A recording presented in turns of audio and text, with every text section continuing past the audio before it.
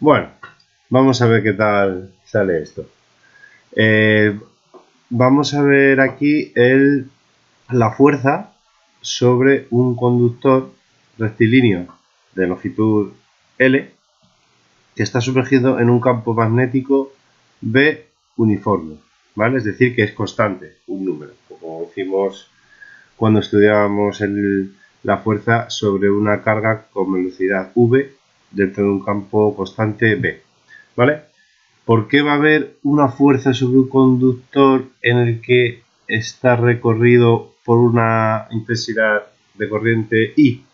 Porque al fin y al cabo una intensidad son electrones en movimiento, con lo cual es una carga Q con una velocidad V que se está moviendo dentro del conductor. Con lo cual, al meterlo dentro de un campo magnético B, se va a ejercer una fuerza F, ¿vale?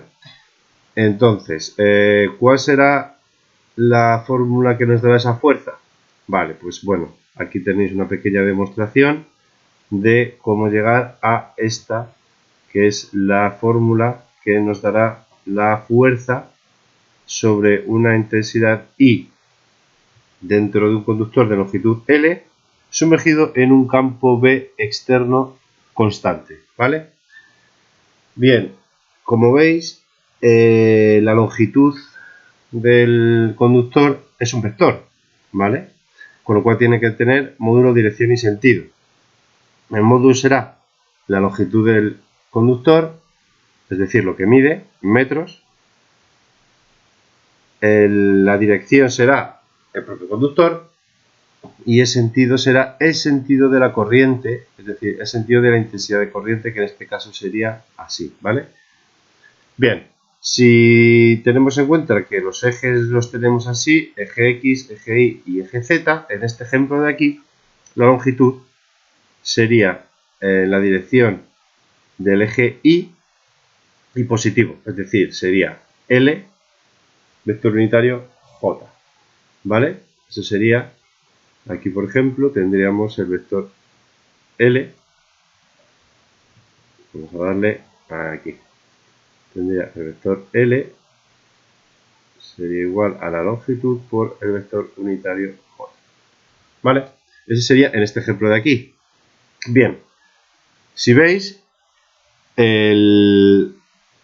para saber la dirección y sentido de la fuerza, tendríamos que llevar L sobre B por el camino más corto y aplicar la regla del destornillador o del sacacorchos, o como la queráis llamar, ¿vale?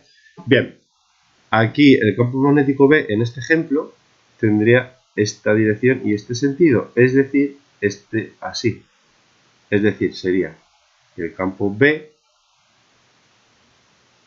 sería su módulo, es decir, un número, porque hemos dicho que es constante, vamos a poner B sub 0, por el vector unitario I, pero con un signo menos delante, ya que sería en el sentido negativo del eje X. ¿Vale? Bien, para saber la fuerza, ¿qué tenemos que hacer? Llevar L sobre B por el camino más corto, es decir, L sobre B así. ¿Vale? Entonces, si aplicamos la regla de la mano derecha, ¿de acuerdo? Pues la fuerza, en este ejemplo, sería igual a el módulo de este vector, ¿vale? Que sería I por L por B por el seno de este ángulo, es decir, el seno del ángulo que forman L y B, y el sentido sería, es decir, sería F, sería I, lo hacemos bien, I por L por B por el seno de alfa, bueno, teta en este caso, por el vector unitario K. ¿De acuerdo?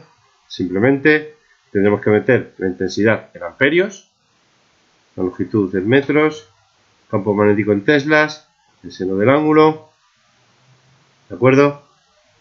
Por el vector unitario K. En este caso, ¿cuál sería el ángulo que formarían L y B?